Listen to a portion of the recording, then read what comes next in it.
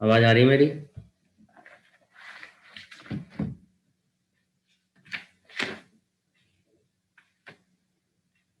दिव्यांशु निशु आवाज आ रही है? ओके। सो लास्ट क्लास में हम लोगों ने क्या किया था?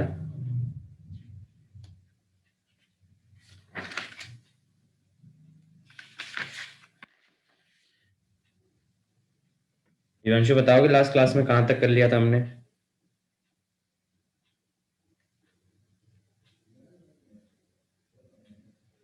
Velocity of electron, Bohr stationary. Okay.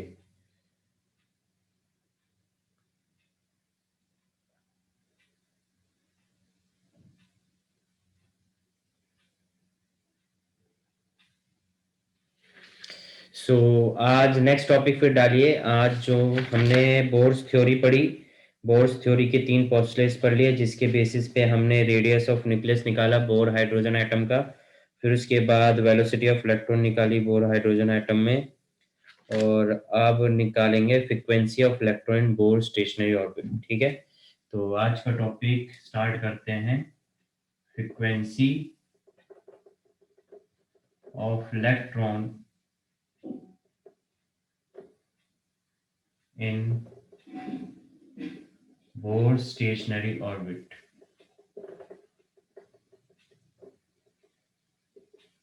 ठीक है, बोर स्टेशनरी ऑर्बिट। तो बोर स्टेशनरी ऑर्बिट की अगर हम बात करें तो बोर स्टेशनरी ऑर्बिट में वेलोसिटी जो लास्ट क्लास में निकाला था वो हमने क्या निकाला था, अगर याद हो आपको? वेलोसिटी हमने क्या निकाला था? एज वेलोसिटी जो हमने निकाला था, कैलकुलेट किया था, फॉर्मुलेट किया था, वो क्या निकाला था आपने? 2 पाई k z e² अपॉन में NH। ये फॉर्मूला निकाला था वेलोसिटी के लिए। ठीक है, 2 पाई k z e² अपॉन में NH। एक मिनट रुको।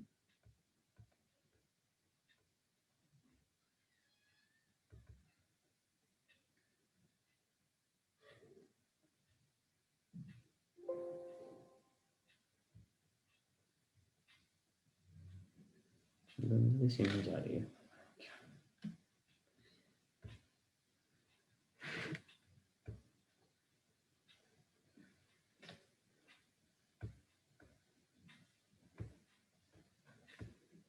देखो, टोटल एनर्जी की जब भी बात होगी तो टोटल एनर्जी निकालना है। अच्छा, रिकॉर्डिंग नहीं की हमने। रिकॉर्डिंग में देखो, एक बार दोबारा समझ लेते हैं रिकॉर्डिंग के लिए कि वेलोसिटी हमने निकाल लिया। वेलोसिटी इज इक्वल टू क्या होता है? ओमेगा आर होता है। Omega is equal to 2 pi nu होता है। न्यू की वैल्यू फ्रीक्वेंसी निकालना है तो v by 2 pi R. v की वैल्यू हमने यहाँ से पुट कर दी है, तो 2 पाई से 2 पाई कैंसिल हो गया। फ्रीक्वेंसी इज इक्वल टू आ गया K Z E square upon में NH आर, जिसमें हाइड्रोजन के लिए हमने z is equal to 1 put कर दिया है, तो फ्रीक्वेंसी इज इक्वल टू होगी के ई स्क्वायर अपॉन में NH बाय आर। ये हो गया फ्रीक्वेंसी ऑफ इलेक्ट्रॉन। अब हम निकालेंगे टोटल एनर्जी। अब टोटल एनर्जी क्या होता है? टोटल एनर्जी होता है kinetic energy plus potential energy. तो पहले हम निकालेंगे काइनेटिक एनर्जी और फिर निकालेंगे हम पोटेंशियल एनर्जी। ठीक है, वैसे तो पोटेंशियल एनर्जी हम निकाल चुके हैं। पोटेंशियल एनर्जी हम क्या कर चुके हैं? निकाल चुके हैं।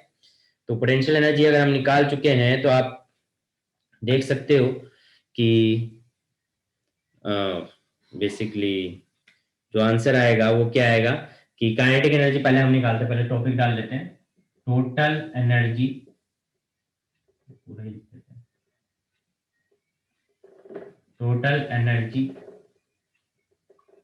टोटल एनर्जी ऑफ इलेक्ट्रॉन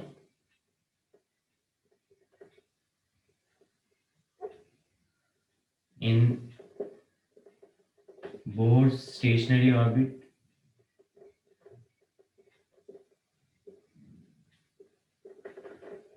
तो सबसे पहले फ्रॉम बोर पोस्टुलेट्स,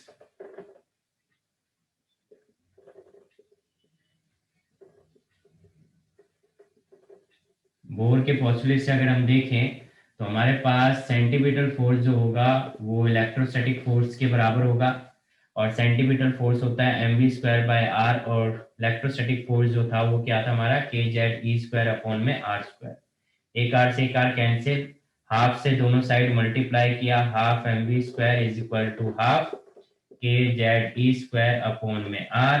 ये क्या होता है काइनेटिक एनर्जी, तो काइनेटिक एनर्जी हमको क्या मिल गई हाफ, या यूं लिख सकते हैं के जेड ई स्क्वायर अपॉन में 2r, ये क्या मिला आपको काइनेटिक एनर्जी। ठीक है, पोटेंशियल एनर्जी की सॉरी पोटेंशियल एनर्जी की अगर हम बात करें तो पोटेंशियल एनर्जी हमने निकाला था, किस में निकाला था, कौन बताएगा? पोटेंशियल एनर्जी हमने किस में निकाला था?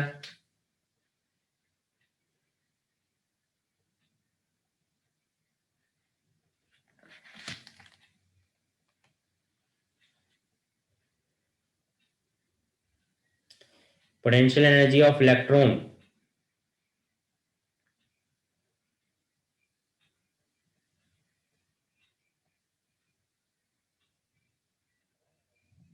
नहीं याद? पोटेंशियल एनर्जी अगर आप इलेक्ट्रॉन का निकालोगे तो क्या होगा? पोटेंशियल एनर्जी का फॉर्मूला क्या होता है, पहले तो ये पता होना चाहिए।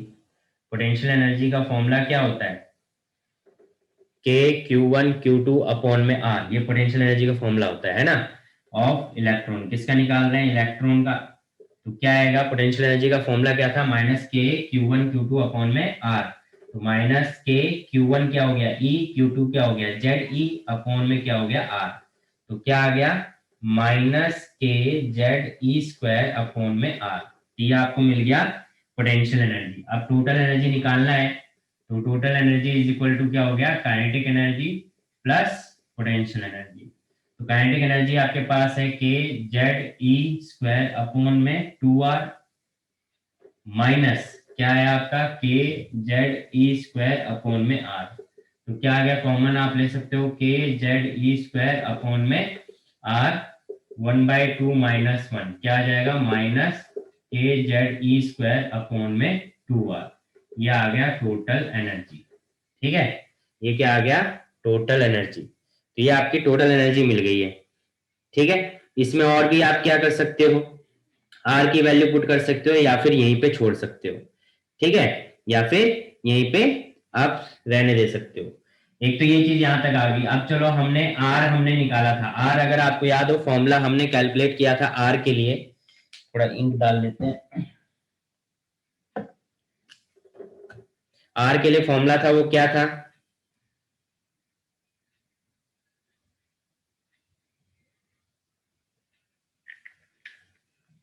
आर के लिए फॉर्मूला था N square H square, N square H square 4 pi square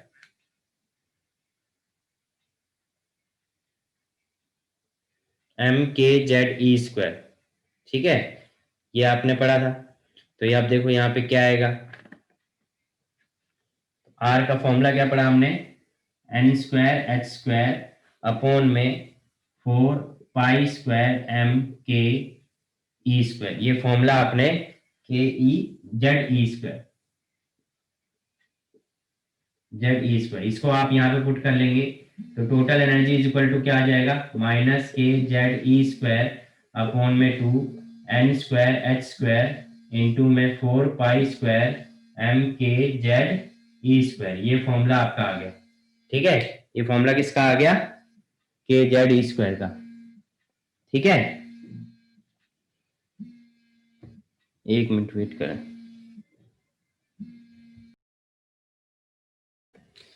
तो ये आपने वैल्यू पुट कर दी।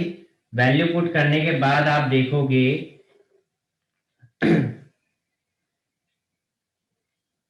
आप देखोगे तो आपके पास क्या फॉर्मूला बचता है, देखो के का स्क्वायर हो गया, जेड का स्क्वायर होगा, ई की पावर 4 हो गई, है ना?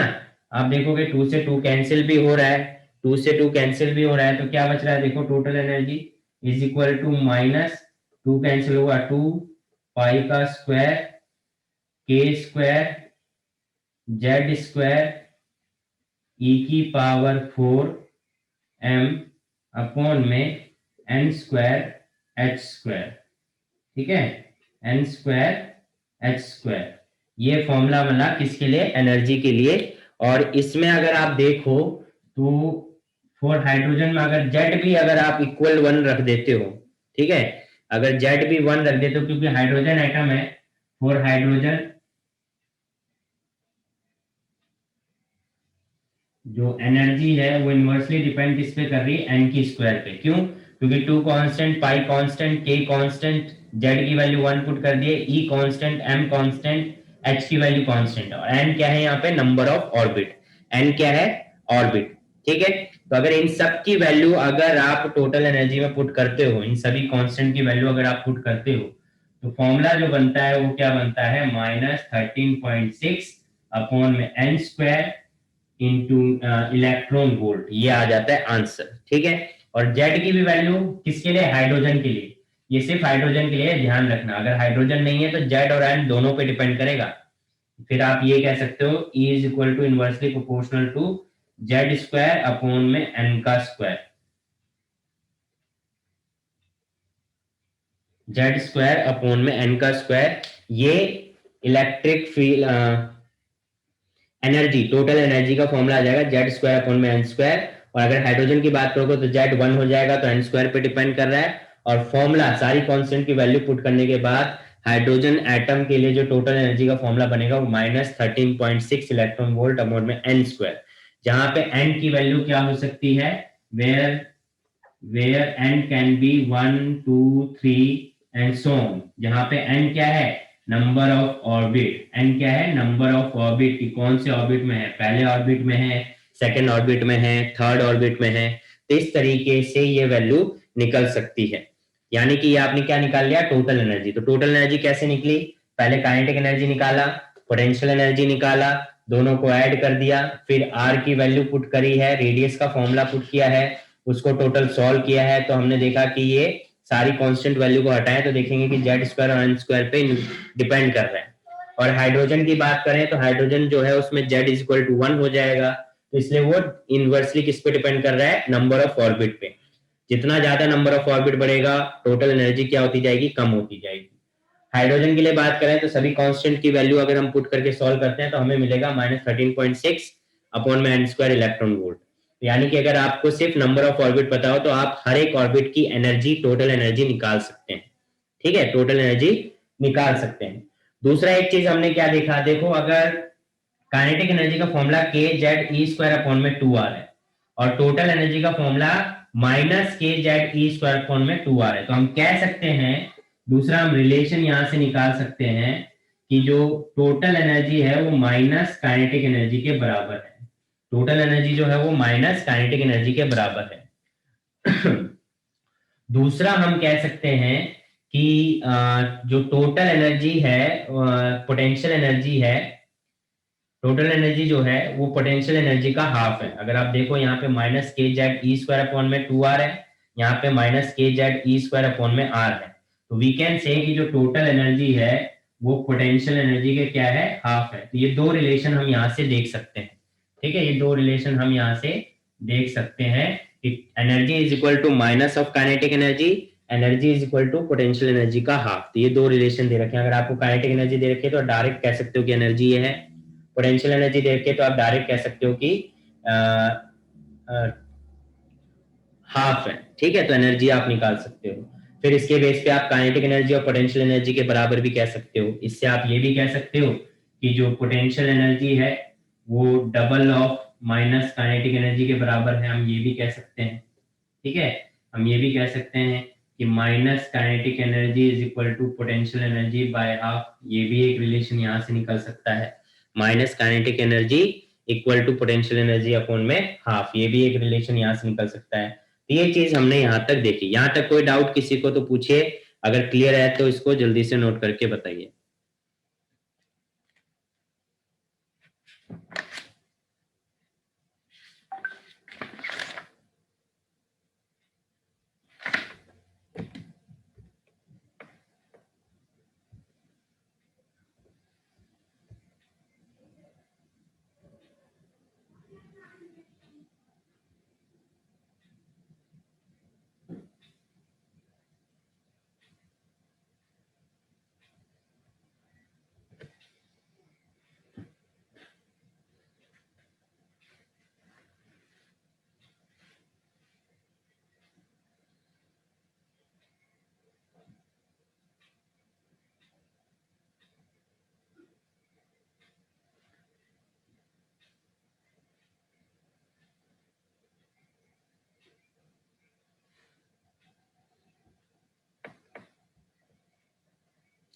निशु क्लियरली दिख रहा है बोर्ड? यस सर, दिख रहा है सब। ठीक है।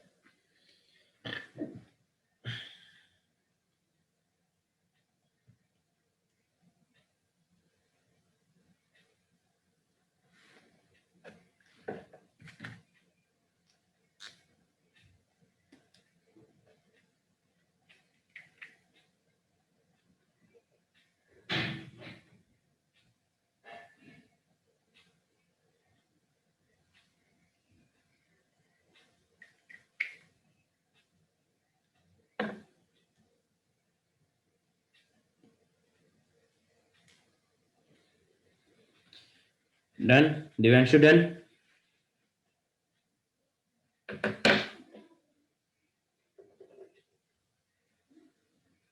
ओके, तो नेक्स्ट टॉपिक है एटॉमिक स्पेक्ट्रम।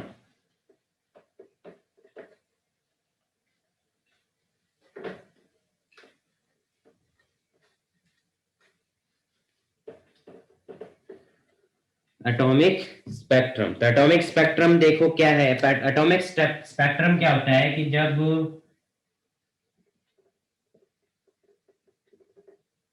स्पेक्ट्रम इलेक्ट्रॉन अपने ग्राउंड स्टेट से हायर स्टेट की लेवल पे जंप करता है तो वो एक एनर्जी रेडिएट करता है, और एनर्जी जब रेडिएट या एब्जॉर्ब करता है तो एक टाइप की वेवलेंथ को वो रेडिएट करता है। तो ऐसे जब आप उस वेवलेंथ को अरेंज करते हो तो एक स्पेक्ट्रम बनता है, तो इसी को हम क्या कह देते हैं, एटॉमिक स्पेक्ट्रम। ठीक है, तो लिखिए, if an atom gains energy, if an atom gains energy, the electron passes from, if an atom gains energy, the electron passes from lower energy, the electron passes from lower energy to a higher energy level, passes from lower energy to a higher energy level, and energy is absorbed, and energy is absorbed. It means, it means specific wavelength, it means specific wavelength is absorbed, specific wavelength is absorbed, and this gives rise to a spectrum series, and this gives rise to a spectrum series, and this gives rise to a spectrum series. So यानी कि जब भी कोई electron अपने ground state से higher energy level पे जा रहा है, जंप कर रहा है, अपने एक लेवल से हायर लेवल पे जंप कर गया, तो जंप जब करता है जब कुछ एनर्जी, कुछ अमाउंट ऑफ एनर्जी को गेन कर लेता है।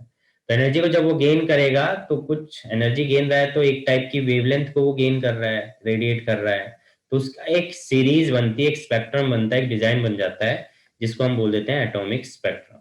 क्लियर है? अब इसको निकालने के लिए फॉर्मूला एक यूज होगा, that is 1 by lambda is equal to r 1 by n1 square minus 1 by n2 का स्क्वायर। ये फॉर्मूला है। तो कभी भी वेवलेंथ निकालने के लिए बोलोगे तो ये होगा, जिसमें r जो है वो रिडबर्ग कांस्टेंट है। क्या है? Rydberg constant. और इसकी वैल्यू होती है, इसकी वैल्यू क्या होती है? 1.097 इंटू 10⁻⁻11 मीटर इनवर्स। ठीक है, ये 7 होती है, सॉरी, ठीक है, 7 होती है। और सेंटीमीटर में एक हो गई 10978 109,678 सेंटीमीटर इनवर्स। तो ये होती है सेंटीमीटर में और ये होती है मीटर में। तो ये हो गया। तो और इसको वेव नंबर भी कहा जाता है, ये सिंबल हो गया, इसको वेव नंबर भी कहा जाता है, वेव नंबर। 1 बाय लैम्डा निकाल दो तो वो वेव नंबर आ जाता है, वैसे वेवलेंथ निकालने के लिए ही बोलेगा। ठीक है, अब जिसमें n1 जो है, n1 हो गया इसका ग्राउंड स्टेट एनर्जी, जहां से वो जंप कर रहा है, और n2 हो गया जहां पे जंप कर रहा है। ठीक है, यानी कि फाइनल माइनस इनिशियल अगर ऐसा हो तो N2 N1 हमेशा उसका ग्राउंड स्टेट एनर्जी लेवल होगा और N2 होगा जिसपे वो जंप किया है, ठीक है। तो अब इसके बेस पे जो सीरीज बनती है वो टेबल इस तरीके से कुछ बन जाती है। हम जैसे कि सीरीज अगर देखें तो सीरीज पहली जो बनेगी वो लाइमन सीरीज, ठीक है। लाइमन सीरीज के लिए N1 की जो वैल्यू होगी वो फिक्स है, दैट इज 1, ठीक है। N1 की जो वैल्यू वो क्या है, फिक्स है।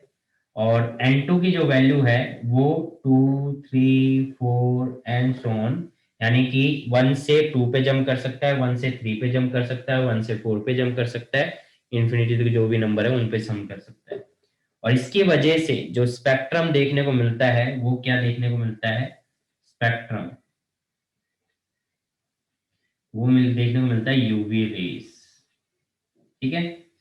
सेकंड अगर आप देखोगे तो सेकंड बनता है लाइमन बामर। कौन सा बनेगा, बामर, BALMER, बामर। इसके लिए N1 की वैल्यू फिक्स है 2, N2 जो होगा वो 3, 4, 5 एंड सो ऑन। और जो रेडिएशन देखने को मिलेगी, स्पेक्ट्रम देखने को मिलेगी, वो कौन सी मिलेगी, विजिबल लाइट, ठीक है, विजिबल लाइट। थर्ड जो होगा दैट इज, थर्ड है आपका पास्टन, लाइमन बामर पास्टन, PASCHEN। इसके लिए N1 की वैल्यू फिक्स है 3, N2 जो होगा वो हो जाएगा 4, 5 एंड 6 एंड सो ऑन, ठीक है।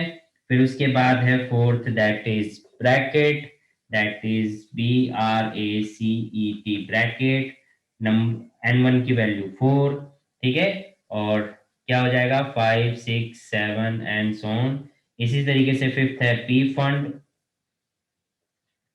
पी फंड में क्या हो जाएगा, N1 की वैल्यू 5, 6, 7, 8 एंड सो ऑन। और इन तीनों के लिए जो मिलती है वो क्या मिलती है, इंफ्रारेड रेडिएशन, ठीक है, इंफ्रारेड रेडिएशन मिलती है। तो ये आपका स्पेक्ट्रम हो गया, Lyman बामर Paschen bracket P fund. And सबके लिए N1 की वैल्यू फिक्स है, बाकी ये N2 की वैल्यू किस पे ये जंप कर रहे हैं वो है, ठीक है, higher level energies. Spectrum series यानी लेवल एनर्जी लेवल डायग्राम अगर बनाने को आता है तो एनर्जी लेवल डायग्राम, ठीक है। तो इसमें क्या है कि ये हो गया एनर्जी लेवल, ठीक है, ये आपको एनर्जी लेवल शो कर रहा है। और इस तरीके से ये ग्राउंड लेवल हो गया, ठीक है, ये क्या हो गया, ग्राउंड लेवल, जिसपे एनर्जी -13.6 इलेक्ट्रॉन वोल्ट होगी। और इसके अकॉर्डिंग ये हो गया आपका दूसरा, ये हो गया तीसरा, ये हो गया फोर्थ, ये हो गया फिफ्थ। जैसे जैसे लेवल ऊपर बढ़ता जाएगा इनके बीच का गैप कम होता जाएगा, ठीक है, इनके बीच का क्या होता जाएगा, गैप कम होता जाएगा और ये क्लोज आते रहेंगे, ठीक है। तो ये हो गया आपका N1, N2, N3, मतलब नंबर ऑफ लेवल जो हो गए, ठीक है, 1, 2, 3, 4, 5, 6, 7, 8, 9, इस तरीके से। तो लाइमन जो होगा वो क्या है, 1 पे आएगा, कहीं से भी आ सकता है, 1 से भी आ सकता है, 2 से भी आ सकता है, 3 से भी आ सकता है और ऊपर से भी आ सकता है। तो ये क्या हो गया आपका लाइमन, ठीक है, ये क्या हो गया आपका लाइमन। इसी तरीके से सेकंड क्या है, बामर, बामर किस पे आएगा, 2 पे, तो 2 पे किससे आएगा, 3 से, 4 से, 5 से, 6 से और ऊपर से, दैट इज बामर, ठीक है। फिर क्या है पास्टन, पास्टन किस पे आएगा, 3 पे, किससे आएगा, 4 से, 4 से 3 पे आएगा, 5 से 3 पे आएगा, 6 से 3 पे आएगा और ऊपर से नीचे आएगा 3 पे, दैट इज पास्टन। फिर क्या है ब्रैकेट, ठीक है, ब्रैकेट किस पे आएगा, 4 पे, तो 4 पे कहां से आएगा, 5 से 4 पे आएगा, 5 से 4 पे आएगा, 6 से 4 पे आएगा, 7 से 4 पे आएगा एंड सो ऑन। ये हो गया आपका ब्रैकेट। इसी तरीके से पी फंड में 5 पे आएगा, 6 से, 7 से 5 पे आएगा, 8 से 5 पे आएगा, इस तरीके से आएगा, इसको हम कह देंगे पी फंड, ठीक है। तो इस तरीके से एनर्जी लेवल डायग्राम बनाने को आता है। और ये हो गया एनर्जी लेवल, ठीक है, ये एनर्जी लेवल शो कर रहा है।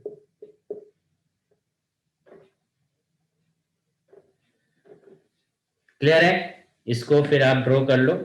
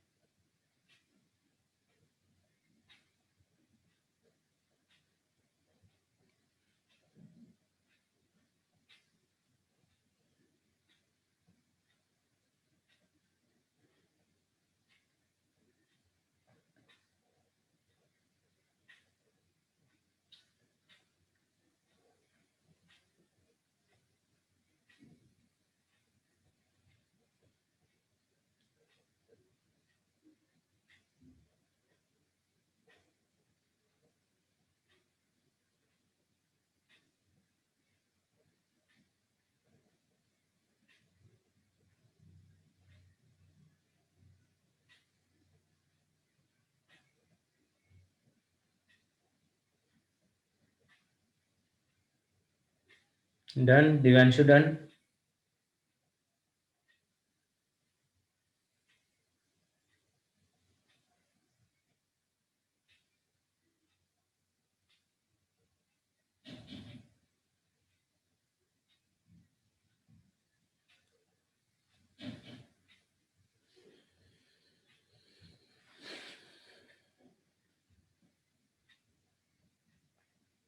ओके, तो ये था जब इलेक्ट्रॉन जंप करता है अपने ग्राउंड स्टेट से हायर लेवल ऑफ एनर्जी पे, तो जब वो एनर्जी क्या करता है, गेन कर लेता है, अपने ग्राउंड स्टेट से हायर लेवल पे चला जाता है, फिर वो हायर लेवल से वापस अपने ग्राउंड स्टेट पे आता है और एनर्जी को रेडिएट करता है।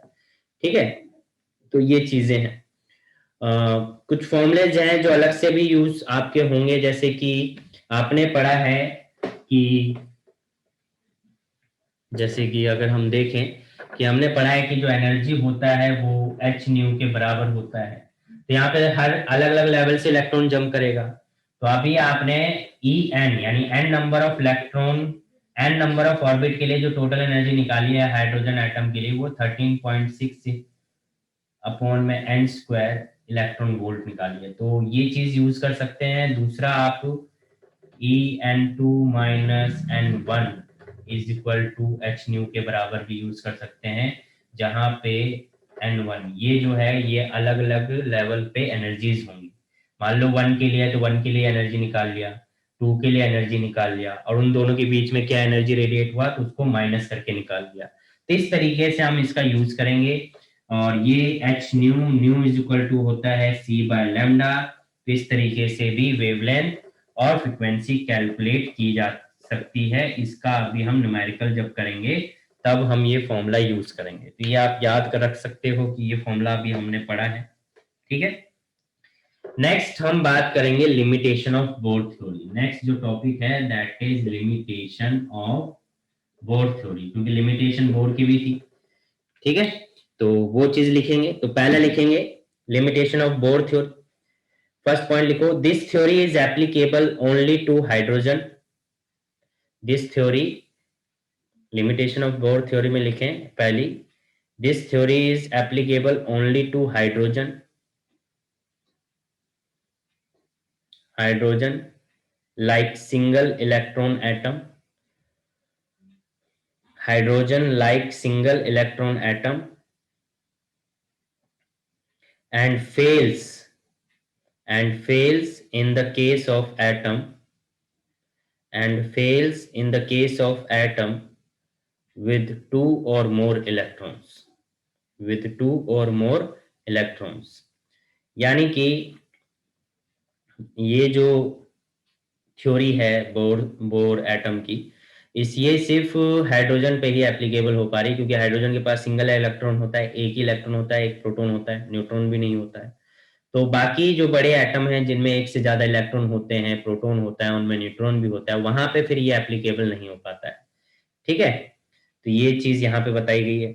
सेकेंड पॉइंट लिखेंगे, the formulation of Bohr model, the formulation of Bohr model, the formulation of Bohr model involves electrical force, involves electrical force between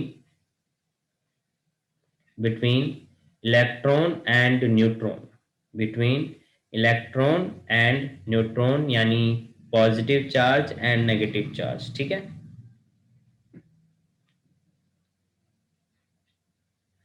it does not include, it does not include electrical forces, it does not include electrical forces between electrons, it does not include electrical forces between electrons which necessarily appear, between electrons which necessarily appear in multi, which necessarily appear in multi electron atom। ठीक है, अब यहाँ पे दूसरी condition, दूसरी चीज क्या है कि देखो हाइड्रोजन है तो क्या है, सिर्फ एक पॉजिटिव न्यूक्लियस और एक इलेक्ट्रॉन है, तो इनके बीच में फोर्स लग रहा है। जो इससे बड़े एटम होंगे उनमें क्या होगा कि पॉजिटिव न्यूक्लियस हो गया, एक से ज्यादा इलेक्ट्रॉन होंगे। तो उसने क्या करा कि बोर ने सिर्फ पॉजिटिव और नेगेटिव के बीच का इलेक्ट्रिकल फोर्स को इन्वॉल्व, जो इलेक्ट्रॉन है वो इनके बीच का जो इलेक्ट्रॉन है, इलेक्ट्रॉन इलेक्ट्रॉन के बीच का भी तो एक फोर्स लगेगा, रिपल्सिव फोर्स, उसको इन्वॉल्व नहीं किया बोर एटॉमिक मॉडल ने। उसने सिर्फ इलेक्ट्रॉन और पॉजिटिव के बीच के फोर्स को इन्वॉल्व किया है, इलेक्ट्रॉन इलेक्ट्रॉन के बीच के फोर्स को इन्वॉल्व नहीं किया है। तो ये चीज यहाँ पे एक लिमिटेशन यहाँ पे बना रही थी। Next,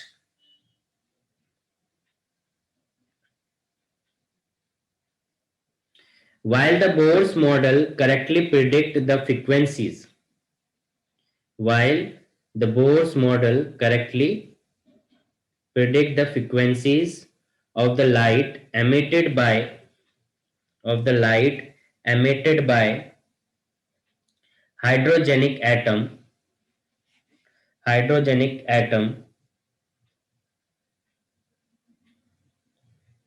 however this model is unable to explain, however this model is unable to explain, however this model is unable to explain the relative intensities, the relative intensities of the frequencies, the relative intensities of the frequencies in the spectrum, in the spectrum। ठीक है, तो ये क्या है कि hydrogen atom के spectrum को तो इसने एक्सप्लेन कर दिया, बट जो बड़े एटम्स थे उनके स्पेक्ट्रम्स को ये एक्सप्लेन नहीं कर पाया। तो ये बोर एटम की लिमिटेशन थी जिसके बारे में आपको पता होना चाहिए, और इसी के साथ ये चैप्टर की थ्योरी होती है खत्म। अब हम एक दो न्यूमेरिकल कर लेते हैं जो हमने पढ़ा है।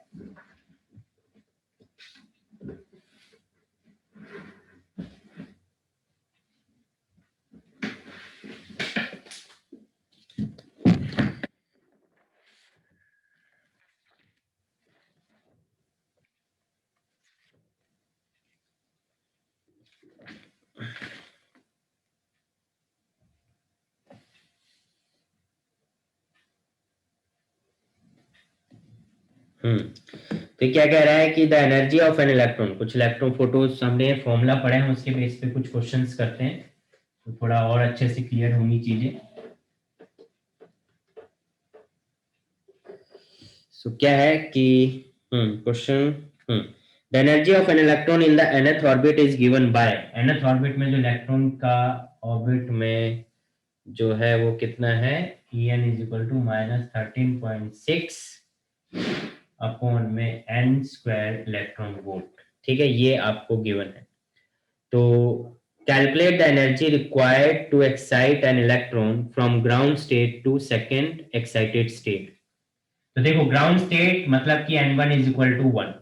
ठीक है, ग्राउंड स्टेट का मतलब क्या कह रहा है कि n1 इज इक्वल टू 1, ये हो गया। क्या कह रहा है, फ्रॉम ग्राउंड स्टेट, यानी कि ग्राउंड स्टेट से, तो n1 का मतलब जहां से वो जा रहा है, तो ग्राउंड स्टेट मतलब 1, और कहां पे जा रहा है, second excited state. Excited state का मतलब क्या है कि जब वो अपने लेवल से जंप करके हायर लेवल पे जा रहा है, तो जब पहली बार जंप करेगा तो नंबर 1 पे जाए, नंबर 1 से किस पे जाएगा, 2 पे जाएगा, लेवल है ना।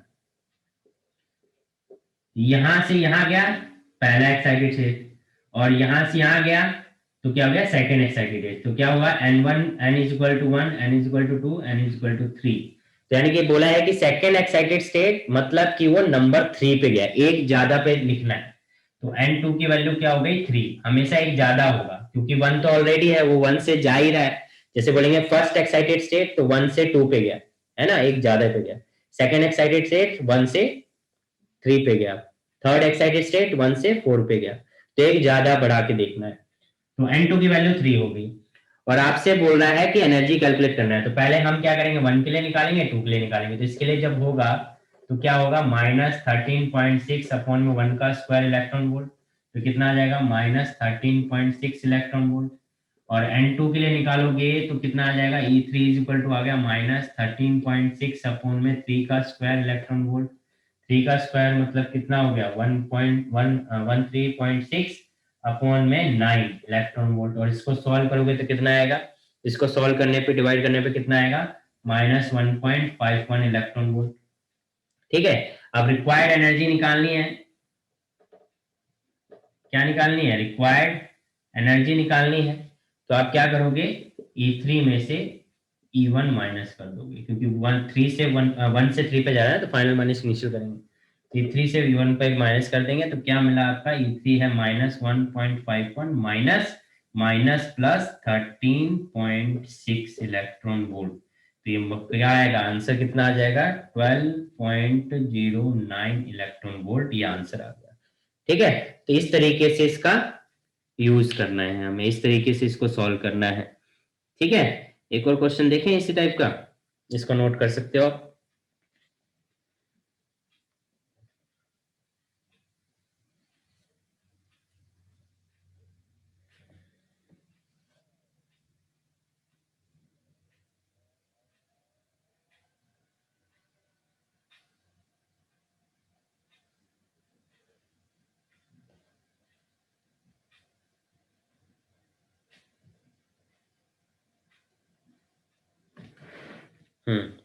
इन the ground state of hydrogen atom it's Bohr radius is given as. ठीक है, ग्राउंड स्टेट में बोर रेडियस दे रखा है, इसको मैं रब कर रहा हूं।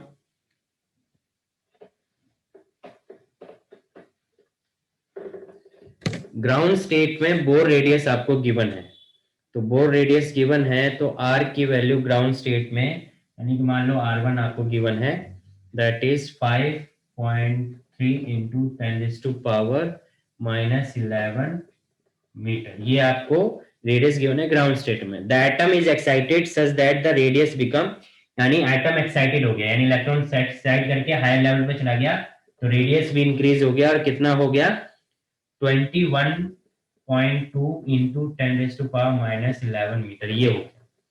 ठीक है, find the value of the principal quantum number, यानी n की वैल्यू पूछ रहा है। ठीक है, तो अगर ये ग्राउंड स्टेट है तो इसमें n की वैल्यू क्या होगी, इसमें n की वैल्यू 1 होगी, और एक्साइटेड स्टेट है तो ये n2 होगा, जो हमें नहीं पता, ये हमें निकालना है। ठीक है, तो रेडियस का अगर हम फॉर्मूला देखें, रेडियस का अगर हम फॉर्मूला देखें तो उसमें हमें ये पता था कि रेडियस जो है वो n स्क्वायर पे डायरेक्टली डिपेंड करता है। रेडियस जो है वो n स्क्वायर पे क्या करता है, डायरेक्टली डिपेंड करता है। तो वी कैन से कि R1 bye R2 is equal to n1 का स्क्वायर बाय n2 का स्क्वायर, ये हम कह सकते हैं, है ना, ये हम कह सकते हैं। हमें n2 की वैल्यू चाहिए, n2 की वैल्यू चाहिए, तो n2 की वैल्यू के लिए हम क्या करेंगे, n2 का square is equal to N1 का स्क्वायर R2 बाय R1 ये कर देंगे, है ना, यही हम करेंगे। इसकी बात समझ में आई? तो अब देखो इसको अगर आप निकालोगे तो ये आप वैल्यू जब पुट करोगे N1 का स्क्वायर का 1 क्या है, 1 है, तो ये तो 1 हो गया, इंटू R2 क्या है आपका 21.2 इंटू 10⁻⁻11 अपॉन में कितना है 5.3 इंटू 10⁻⁻11। अब ये जो है 4 से चला जाएगा, किससे चला जाएगा, 4 से चला जाएगा, 4 से चला जाएगा तो आपका ये कितना हो गया 4 टाइम्स, तो ये आया n2 का स्क्वायर 4, तो n2 इज इक्वल टू आ गया 2, यानी n2 की वैल्यू कितनी मिल गई हमें 2 मिल गई। क्लियर है, n2 की वैल्यू क्या मिली हमें 2 मिल गई, ये आपका आ गया n2। इस तरीके से आगे क्या बोल रहा है सेकंड पार्ट में, the total energy of the atom in the excited state. Excited state में टोटल एनर्जी निकालनी है, तो देखो एक्साइटेड स्टेट में निकालनी है, यानी कि जब n2 2 है तो n के लिए जो फॉर्मूला आता है वो क्या होता है -13.6 अपॉन में n स्क्वायर। और ये फॉर्मूला हम क्यों लगा दे रहे हैं, क्योंकि जो हाइड्रोजन एटम के लिए है और यहाँ हाइड्रोजन एटम ही कहा है, तो इसको जब आप सॉल्व करोगे तो क्या आएगा -13.6 अपॉन में 2 का स्क्वायर यानी कि 4, तो कितना आ जाएगा इसको डिवाइड करने पे, यह आ जाएगा -3.4 इलेक्ट्रॉन वोल्ट। ये क्या मिल गया आपको, एनर्जी मिल गई। ठीक है, तो ये आपको मिल गई एनर्जी E2 पे। क्लियर है बात? तो इसी तरीके से आपको क्वेश्चंस करने होंगे, इसमें से ऐसे क्वेश्चन आते हैं। नेक्स्ट आज इतना ही करते हैं, नेक्स्ट क्लास में इससे रिलेटेड और भी क्वेश्चंस करेंगे, एक्सरसाइज के भी क्वेश्चन करेंगे। दूसरा, मैं 2 दिन के लिए आउट ऑफ स्टेशन जा रहा हूँ, तो वेंसडे की क्लास नहीं होगी, फ्राइडे को होगी क्लास। ठीक है, अब सीधा फ्राइडे को होगी, वेंसडे को क्लास नहीं होगी। वेंसडे को टेस्ट है, एक सरप्राइज टेस्ट है, तो कौन से चैप्टर का रखते हैं मैं आज शाम तक मैसेज करता हूँ। तो वेंसडे को एक टेस्ट रख दूंगा क्लास टाइम पे, आप लोग क्लास टाइम के पे एक टेस्ट देंगे। ठीक है, सो अभी के लिए अगर आपको कोई डाउट है तो वो पूछिए। निशु, दिव्यांशु,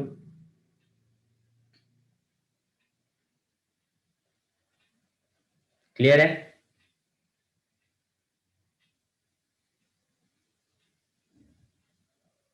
दिव्यांशु, निशु, ठीक है, कोई डाउट नहीं है, तो मिलते हैं फिर नेक्स्ट क्लास में। तब तक एनसीईआरटी एक्सरसाइज के क्वेश्चन, अच्छा एक्सरसाइज के क्वेश्चन होमवर्क में ही दे देते हैं, कुछ तो करोगे, है ना। एक्सरसाइज के क्वेश्चन होमवर्क में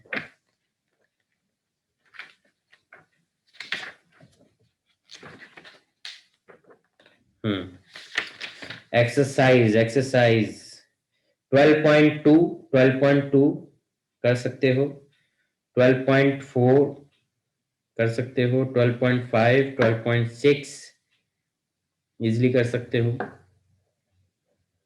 12.8, 12.9 कर सकते हो।